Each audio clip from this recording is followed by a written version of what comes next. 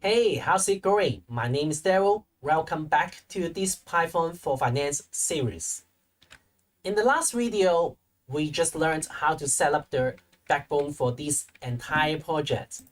And we learned what kind of libraries that we need, what kind of libraries that are essential for this project. And also we defined all the functions that we need. But of course, we still haven't developed the content, and we will develop the details later on in the upcoming videos. And in these lessons, I will show you how to create these backtext functions, which will help us to achieve a particular date for backtexting. And with the use of these anime functions, it does not only help us to look through the entire data set for the past 2 years, but also it will help us to visualize the result for each of the day. So these anime functions is extremely useful for this project. Apart from the backtext functions, I will also create the main plot functions, which contains the candlestick chart, moving average, Bollinger Bands, and also the buy-sell signals. So let's go ahead and get started. In previous lessons, we download 2 years data, historical data, and put them into 2 checkpoint file. And the checkpoint 2 file contains the algo ready format that allow us to build our models. So what I'm going to do is to get the data from this latest file, that is the checkpoint 2 file. And I'm going to use the group.group functions and retrieve the Excel file, the CSV file, all the CSV file inside this folder, inside these checkpoint folders. And then I will only use the last file names for these with CSV functions. And then it will help me to retrieve the entire data set, which is I call it a data full. And remember that we have the header in the first column. So here I set the headers equals to 0 for the second argument for these methods. And now let me print you the data set and just create a typo to stop the program. And I need to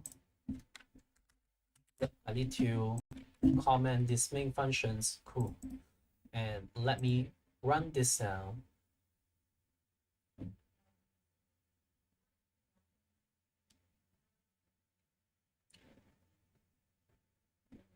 So here we go.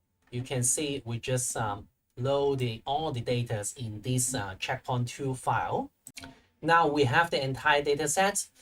The next things that I would like to do is to create a date list, which will retrieve all the dates in this data set. So what I wanted to do is to retrieve the datetimes columns and then put each of the particular values into this date list. Now, let me show you the date list.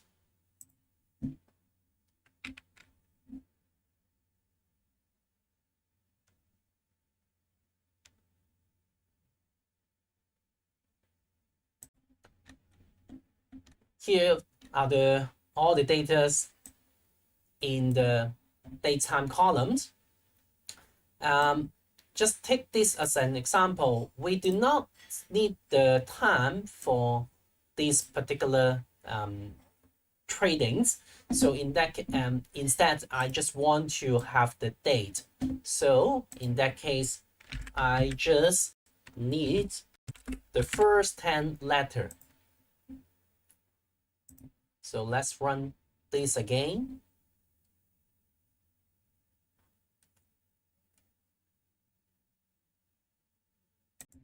Now we just retrieve all the dates for each of the rows in the or for each of the sample in the entire data set.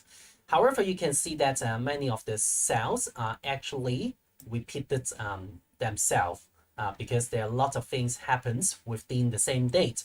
In that case, I do not want to have these repeated cell, so I'm going to use a set functions to get rid of the duplicate.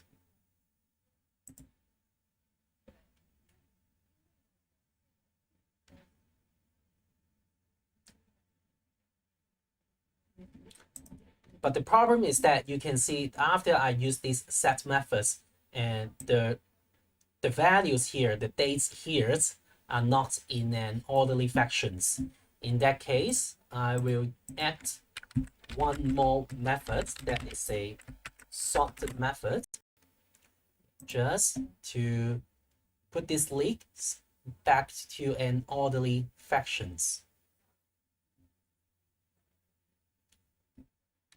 And here we go. Now I have these dates leads. What I wanted to do is to pass these dates leads. This is our global variables into the backtext date functions over here. Remember, because this is a global variables, it allows me to do that. The reasons why I would like to pass these date lists by using the global variable or global referencings is mainly because I do not want to keep it in the loop so that it would not to do this listing again, do this looping again and again. So that is the whole point. That is the whole idea why I just use the global referencings to put this data list over here.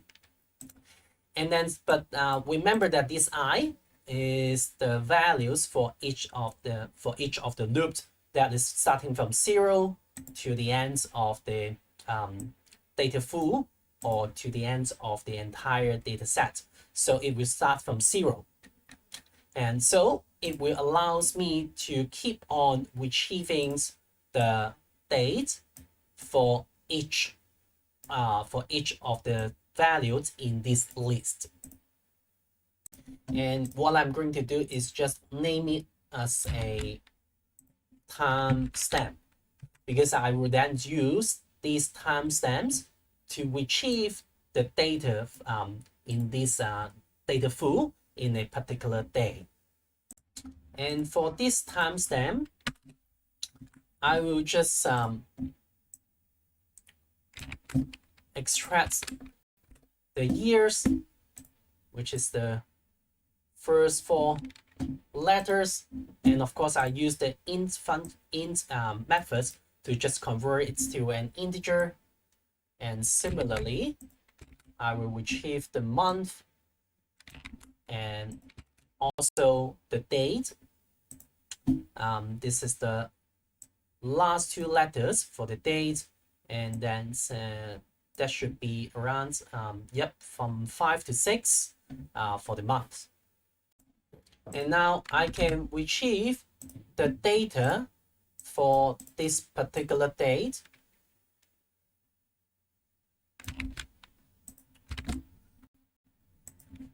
by using the filtering methods. So say for this data date in this entire data set, I want the years, the data full years columns equals to these years. And then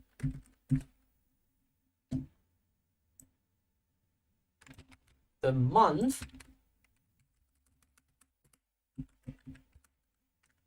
is also equals the month over here. And then of course, finally, that is the date need to be equals to these days as well. And then in that case, it will return a data frame that will only contains the data in this particular date. There are two more things that I would like to do before I move on to the next functions. The first things that I would like to do is to reset the index in place equals to true, just to make sure the index is starting from zeros again. And then I also want to show the date that we have. I just call it the current state, and this will help me to return two things with these backtext date functions. The first thing is the data frames, that is the data in a particular date, and it also return me the particular date, and later on I can show it on the results. Then let's test these functions to make sure that it's do the things that I wanted to do. And here I guess I miss an N over here. And now let's go to the main to test the function. Just remove this, and what I would like to do is just to print out the date, and also print out the data in a particular date, and then also print out the current date, and just intentionally make a typo over here.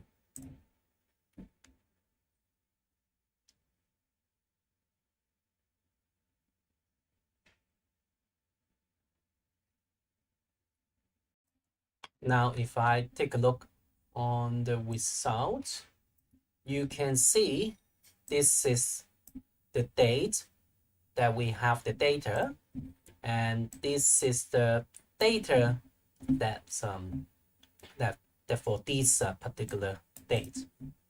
So excellent. We just create this successfully. Now let's remove this. Let's move on to create these main plot functions. There are a few things that I need to pass, and that includes the data frames that contains the data in a particular date, and also the current state, that is the dates that contains the data. And then finally, we'll assign it to the appropriate axis, and that is our subplot 1, that is our main plot, so that is exit 1. And if we move on back to the main plot functions, here you can see the first three arguments are the arguments that I just mentioned, that is the data in a particular date and that particular date, and also the axis, that is the subplots that I would like to assign it to.